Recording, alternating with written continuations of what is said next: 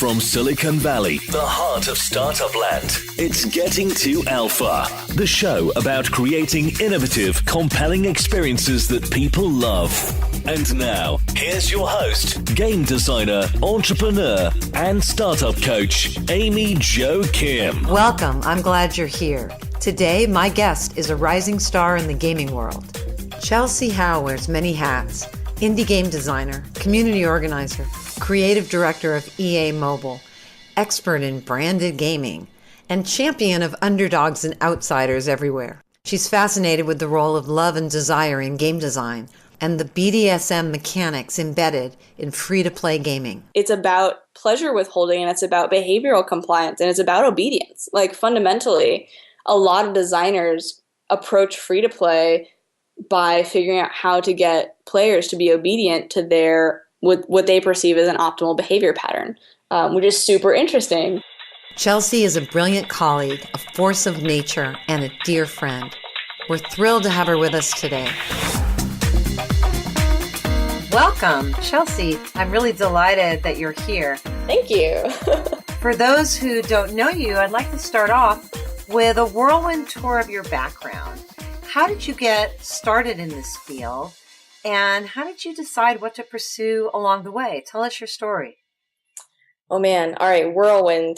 I've been playing games my entire life, like most people who wind up in games, but it had never in my wildest dreams occurred to me that it could be a career, even when I started doing computer programming in high school.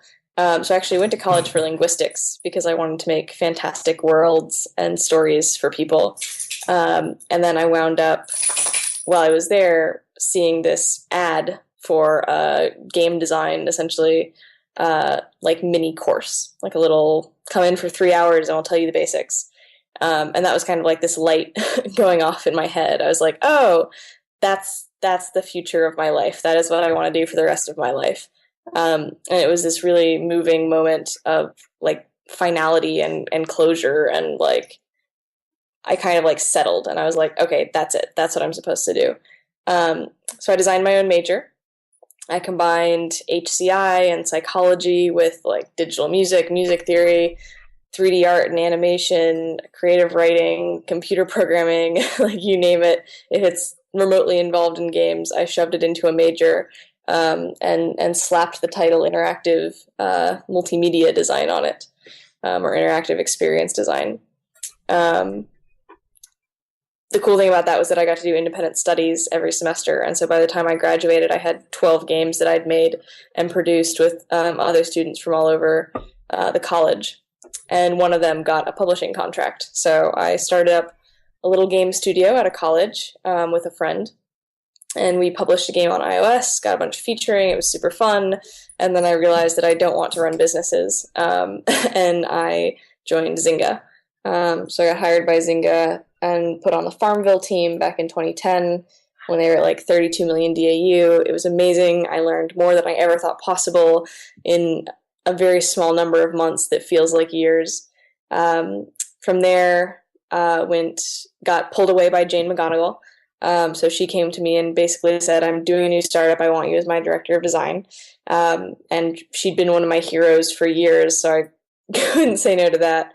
And that got me into more of the gamification, call it what you will, psychology-backed applied game design stuff. After that, I went to TinyCo. Well, I did a bunch of consulting in between. Went to TinyCo, was the lead designer on the Family Guy game, and then now I'm at EA as creative director. It dropped out there for a second. So you're at EA as creative director, correct? Yes. And you're in EA's mobile studio, right? Correct. Yep. I've been free-to-play or mobile my entire career. Wow. Outside of the indie stuff, yeah. So in addition to being a hands-on maker, and clearly from your story, you're really somebody who creates things. You have also done some speaking about game design, and you've organized game jams and other kinds of conferences. So what prompted you to begin to do that, to share in that different way? Well, one of the things that was cool about like realizing that games are what I wanted to do was that it gave me a little bit of a focus, and it really made me want to give back because the fact that I hadn't even realized it could be a career until I was in college was a little bit like mortifying for me in hindsight. And I really wanted to kind of bring games to a much broader audience.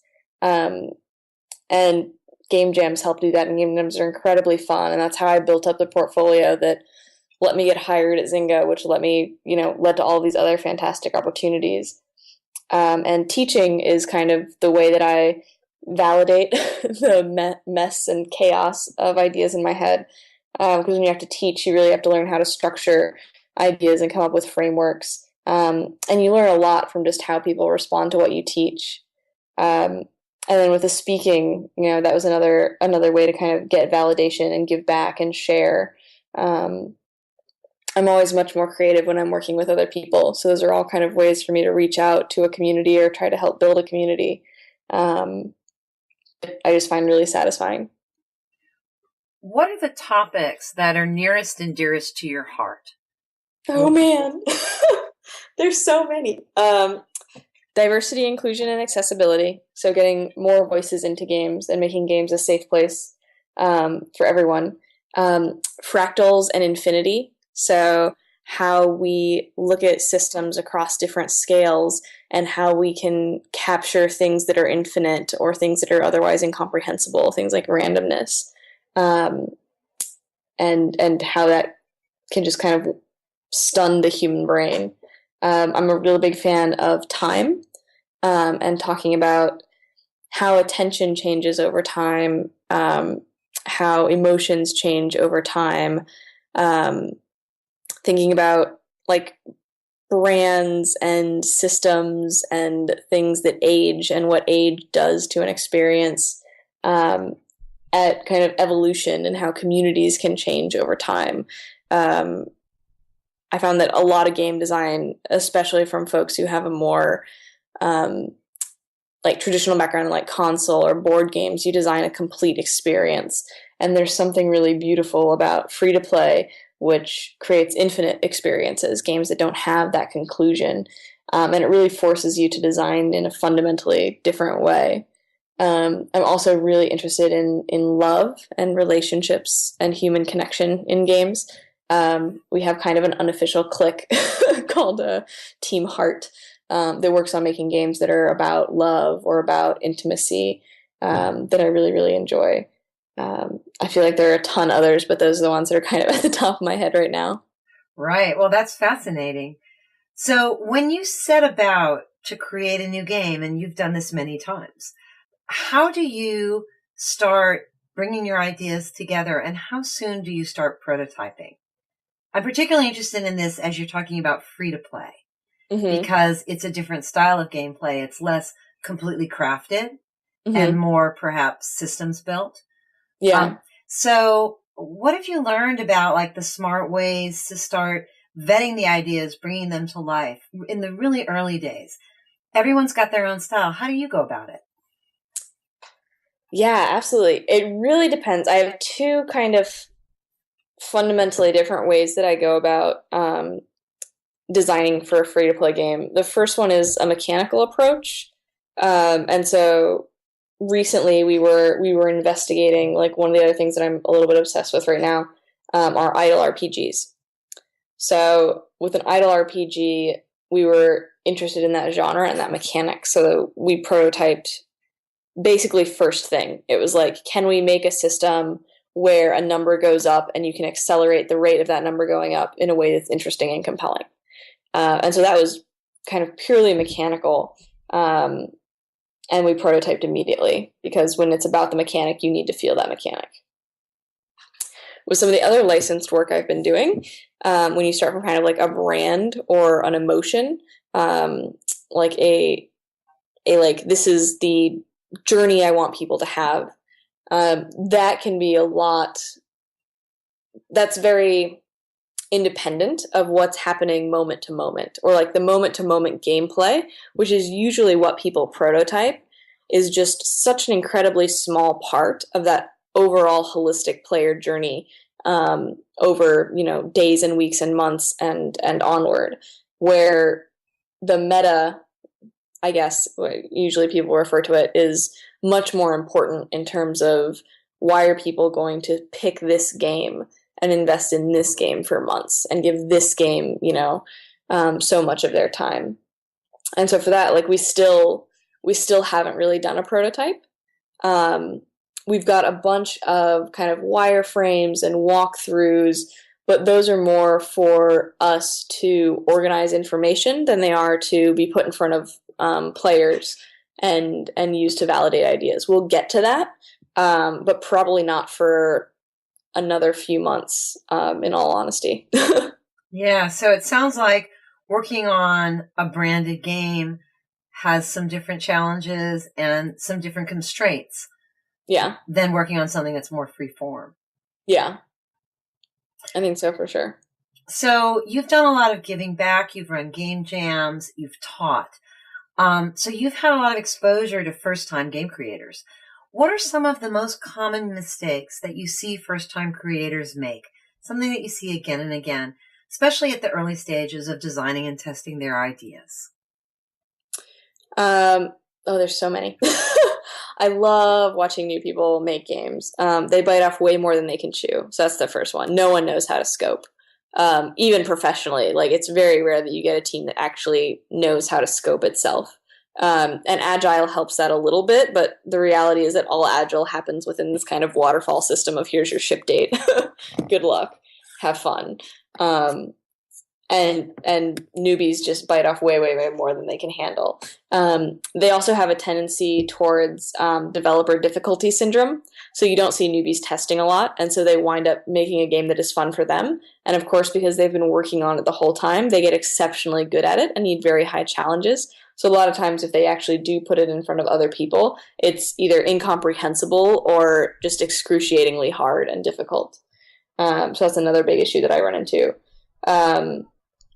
Feature creep is another one. So they'll start off with an idea and then they'll change their idea and then they'll change it again. And they won't really have a consistent hypothesis or a consistent razor that they're judging their ideas against. It's all just kind of, oh, shiny, oh, shiny, oh, shiny. And then they're off and running.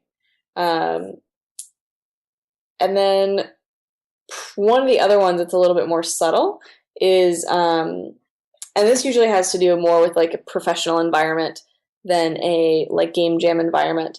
But game design is such an iterative process. And there are a lot of people who lose sight of the iteration when they see in the moment things getting thrown out.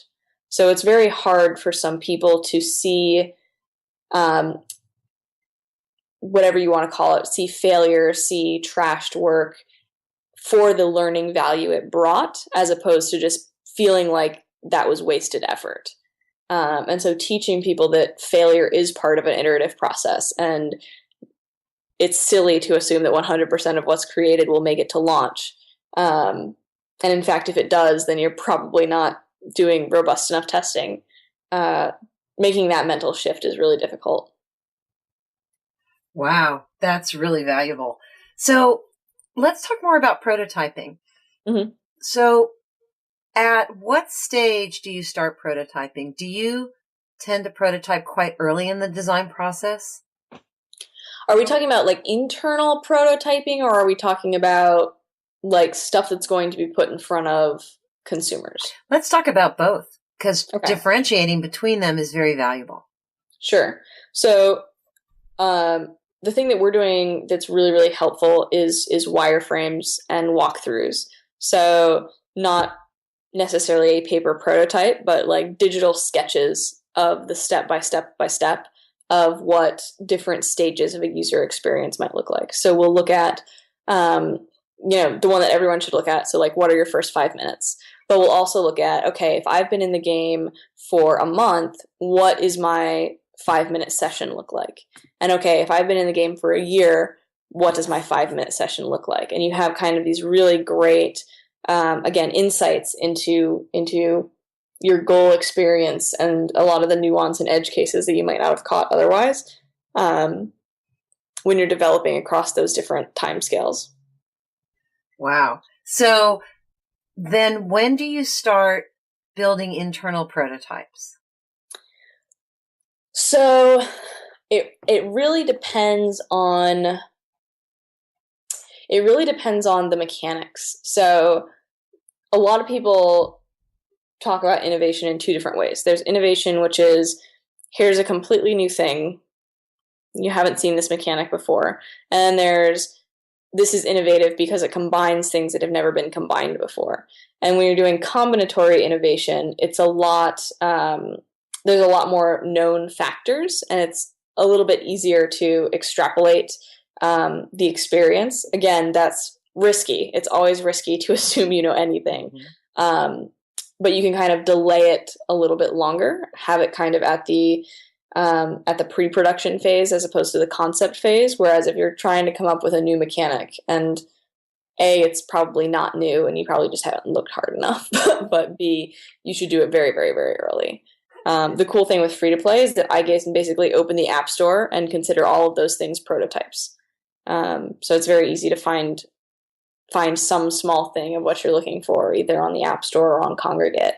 I kind of consider, and this is a little bit of hubris showing, but I kind of consider moment-to-moment engagement a solved problem. To me, that's not what's interesting anymore. What's interesting? What's interesting is the, how do I keep someone's attention for months at a time? Like, how do I make them come back the next day? And then how do I make them come back the next week, the next month, the next year? That hasn't been solved. And that's what's hugely, hugely interesting to me as a designer. Me too. Yeah, I've spent most of my career delving into that. And there's clearly not one answer, but there's some really deep truths. So maybe a little later we can come back to that topic. Absolutely. So I want to follow up, though, on what you're saying about prototyping internally and then prototyping externally. Mm-hmm. Because a lot of people that aren't in game design think about a prototype as, oh, perhaps it's a fake landing page, or, you know, it's a website that's got most but not all the features. So when you think about prototyping externally, when does that come into your development process, and what hypotheses are you testing when you're doing that? Yeah. It's so variable. I think that, and again, it depends on the brand, because like I've worked with a lot of licensors who are like, you can't even soft launch if you're going to have our brand attached to it, because we need to have complete control over when knowledge of this project goes live. And so essentially you can only do internal play tests. And you don't really get a test run. There are more tools now so that you can do more controlled external testing. So Apple took over TestFlight and kind of ruined it as a tool, unfortunately. But Google's got kind of a beta program that lets you give limited access to very specific people, but at scale. So thousands of users, which is super, super useful. In an ideal world, like if you're doing something where brand restrictions and whatnot are not an issue, I usually try to get it in front of other people like the moment you have a prototype. Like if you're not hampered by license restrictions, you should never just use your internal folks to validate. Whether that means like we have some folks in HR who don't really play very many games, and so we use them a lot. Usertesting.com is another group that we love going to, because you'll get like the video and the facial expressions sometimes, which is fantastic. And then we actually have our own lab now, which is super, super exciting, like complete with the one-way windows and whatnot. And so you're able to do testing there. Yeah. And so a lot of times those hypotheses are, again, we start with kind of the moment to moment. Like, does this concept grab you in some way? Like, do you hear it and do you perceive value? Do you perceive the emotions that we want you to? And then once they sit down and play, it's okay. We start validating the mental model that we're building. Like after the end of a 10-minute session, how do you think these two things are related? What do you think the cause and effect between that action and this feedback is? And then it's a lot harder to do longitudinal testing because you actually need content to sustain attention for, multiple weeks. But once we can do that, then it becomes about validating our assumptions of engagement over time. So that's usually is our, midterm goal interesting? Is our meta game interesting? And when I say interesting, I just use that as a term for does it sustain attention and does it sustain engagement and do people continue to perceive value in it and delight in pursuing it? So for those who aren't game designers, let's dig into those terms a little bit because they're really interesting. You talked about the midterm game and the meta game. And we could also probably talk about the elder game. So what are those? And could you just give an example, not to give anything private away, but just kind of an example from something you've worked on of what that midterm game might be versus, say, the first 5 minutes of the onboarding experience, and then what a meta game might be, and maybe 2 or 3 different examples of that. That'd be fantastic. Yeah, absolutely. So let's do Farmville, for example. So when I think about Farmville, you have that kind of almost pre-game, right? Which is the kind of the marketing and the fantasy. And that basically comes down to create your farm, right? And so right off the bat, you can ask people, is that something that sounds interesting to you? This fantasy of the kind of rural, very nature, animal-based collection and investment. So that's sort of your pre-game. Then you have your moment to moment. And in Farmville, that's basically the plowing, the planting, and the harvest, their iconic core loop: plow, plant, harvest, plow, plant, harvest. That's what you're doing every time you go into the game. That's what you're doing from moment to moment, from second to second. Is your plowing and your planting and your harvesting, and that's giving you coins. And essentially, coins is the way where you get to the midterm, what I would call the mid game. And the mid game is about, okay, I've got all of these coins. I'm going to start building buildings, and I'm going to start extending my farm and getting trees, which is kind of a new way to engage with plow, plant, harvest, except all I have to do is click to harvest on the tree. And so I kind of have accelerated my core loop, and that acceleration of engagement is very, very exciting. So that's kind of the midterm. The midterm is how does the core loop evolve in an interesting and compelling way? And provide goals that are a little bit longer term. So, for Farmville, it was, let me complete this set of trees, or let me kind of get 1-star mastery of a crop. And then you have your elder game. And I actually think elder game and metagame are different. People at EA refer to what I would call elder game as metagame, but I will go back to the definitions that I prefer. So elder game is basically what are my really long-term goals? So in Farmville, one of the iconic ones was I want to buy the mansion. So it was the biggest building that you could get, and it was something like 1 million coins. And it really was one of the things that represented an end game, because it was essentially the most expensive thing you could possibly buy. So if you could buy that, you had kind of mastered the coin game, the meta coin game of Farmville. Another big one was I want to master all of the crops. So if I get 3 stars on every crop, I have essentially done everything I can do with that core loop. I've done it as many times as I can with every crop that I can do it with. And so that would be another thing that would be your elder game.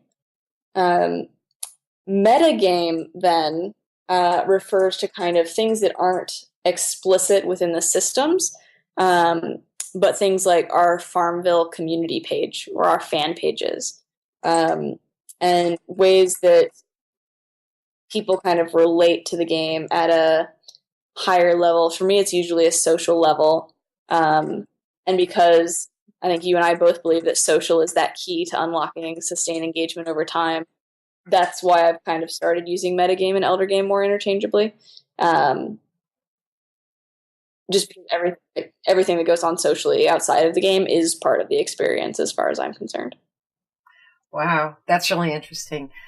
So I actually use those terms differently. And it sounds like EA also uses them differently. But let me see if the way I use them is how EA uses them, because I might have gotten it from my EA days. Cool. So I learned the term elder game first with Lineage, the MMO, and then Ultima Online, etc. Mm-hmm. And in that world, the elder game was actually something that was outside of the grind. So what you described as the, build, plan, harvest loop is sort of, it's the grind. It's the core thing that you do. Yeah. And so the thing that's at the end of the grind is what you were calling the elder game, but it's within that framework.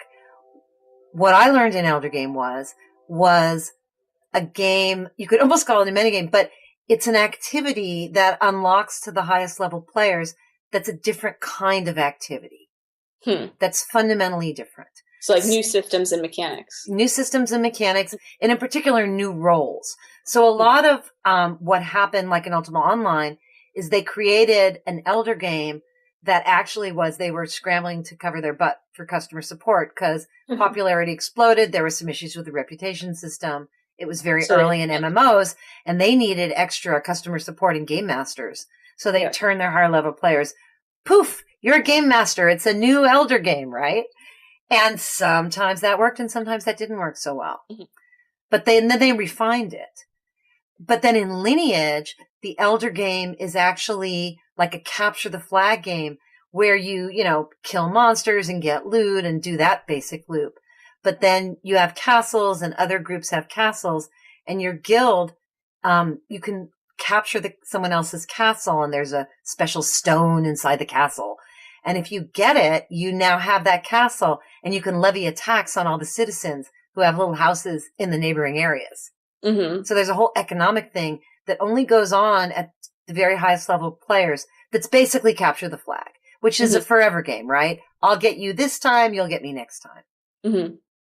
But it's related to what you said, but it's, what I learned is that it's different roles, different systems, different opportunities, different access that opens up to you. Yeah, I don't think that they're super dissimilar. Because to me, the systems that you described still relate back to that grind or in some way feed into that system. You wouldn't want it to be completely disparate, right? Because otherwise it would feel like I'm suddenly playing a completely different game as opposed to I suddenly now have advanced powers and advanced, like you were saying, access and ability. Right. So they really are the same. And I think in the Farmville example, what's missing for me as a player is like, I don't want to buy the mansion. Like that's not meaningful to me. I want to have some sort of social impact on the world. And back to your point about social, that's the thing that most of the elder games I've seen get interesting when what you're really giving someone is not just like more stuff, but impact. So being a game master is having impact. Being a editor or moderator on Stack Overflow, which is that form of elder game in a non-gaming system, that's having impact. Absolutely. So, but metagame, so I think about metagame as outside of the game, but a lot of people in gaming refer to metagame as, say, the badges and levels that exist on top of the core game. And in particular, collectibles, for instance, they look at as a metagame element versus a core element because you're using them to create an experience that sits on top of the game and keeps people moving forward and adds something interesting. But you could also make the case that that's inside the game, whereas the community and say all the YouTube videos about the game are the metagame. Yeah. Yeah, I definitely veer towards the latter because to me, like the collection is part of goal setting and like how I frame my progress. And to me, like goals and progress are fundamentals of what your game is in a really important and vital way. And so calling it meta seems to disempower it in a way that makes me uncomfortable. It's really interesting. There's terminology is so contextual. Yeah, absolutely. So what is your focus these days? What's on the horizon for you? What's catching your interest? Oh, man. This is a funny question because I literally was just speaking to my partner about how I don't feel focused at all right now. Like, I just feel like I'm being pulled in all of these different directions. I have so many little projects going on right now that I really just need to figure out what my focus is. like there's one of the other things that I'm curious about right now is like real world experience, like augmented experiences, and going beyond the sense of sight. Almost everything that we do with games right now that make money are just us and a screen. And so things that are tactile, things that, have really rich audio, that's one of the things that I want to do. I want to start writing more about time in games because I think that it's such a compelling question. And a bunch of people have thought about it in a lot of different ways. And I want to like kind of bring all of those together. I'm working on kind of a critique of free-to-play under the guise of kind of like aggressive versus submissive tendencies, and how free-to-play really puts us in this place of, like, I guess traditional free-to-play, where you have like energy mechanics, essentially makes the game in a position to withhold pleasure from you unless you comply to the game's desired behavioral patterns. So it'll say, okay, you're done. No more pleasure for you. Come back in 2 hours. And I think making that narrative more explicit is really fun. So I'm toying with that. Gosh, there's so many. Oh my, that's very intriguing. Is there anything more you can say about that? That's that could go in a lot of different directions. Well, it originally started as a 50 Shades of Grey project. So I must admit that is what ran through my mind, but yep. Right, sort of a BDSM. Yeah, because it is, right? It's like it's about pleasure withholding, and it's about behavioral compliance, and it's about obedience. Like fundamentally, a lot of designers approach free to play by figuring out how to get players to be obedient to their what they perceive as an optimal behavior pattern, which is super interesting. And yeah, and it's an aesthetic that I just find, because when you talk about like attention and engagement, like those are situations where there is a lot of attention and a lot of engagement, and we just don't talk about it because it's, kinky and taboo. But I lived in SF, so I get to talk about whatever I want. So as a game designer, how do you reconcile that aspect of free to play with your desire to create an experience that, makes people better than before, to make people, more skillful or more insightful or more connected or more something? How do you reconcile that? And I know you've designed some games that aren't just soul-sucking money extraction machines. Mm-hmm. So how do you walk that line as a free-to-play designer? Well, I think it comes down to, I think I was talking on Twitter with someone about how a lot of people approach game design in the free-to-play space with the product and business best interest in mind above the player's best interest. And I think it's that, I think that fundamentally, like whether you prioritize your business above the player or the player above your business is what really makes the difference. And I think most people who are actually making games that do have positive impact see that prioritizing the player fundamentally will lead to successful business. And they fundamentally, like, that just affects all of these little tiny choices that add up to make the difference between a game that feels great and a game that feels manipulative. Right. So that leads us into applied game design. We interacted on Twitter a few days ago, and you were sad that you had been reminded of somebody talking about the 7 deadly sins as a way to manipulate game players. And isn't that great? Yeah. And I think for many of us in game design, we bristle at the word gamification because that word has really come to exemplify using game mechanics to manipulate behavior versus creating a compelling experience. Yeah. And doing, and using game mechanics in like the most misunderstood way as well. Like not even really using game mechanics so much as using operant conditioning. And it's like, that's that whole time scale thing. Like operant conditioning is how you shape behavior, A, in a way that's usually pretty negative, and B, like not for extended periods of time. Because if it's just, here's your cookie, here's your cookie, here's your cookie, like, we're sentient human beings. Eventually we're going to ask the question, well, why do I want cookies, or why am I just eating these cookies? And if there's not something more there, if there's not something more substantial than just cookies, we're going to snap out of it really fast. And people don't seem to get that. They don't seem to understand what keeps people playing games for, more than a few days, which is why all the gamification you see has these really big spikes and then it just dies horribly.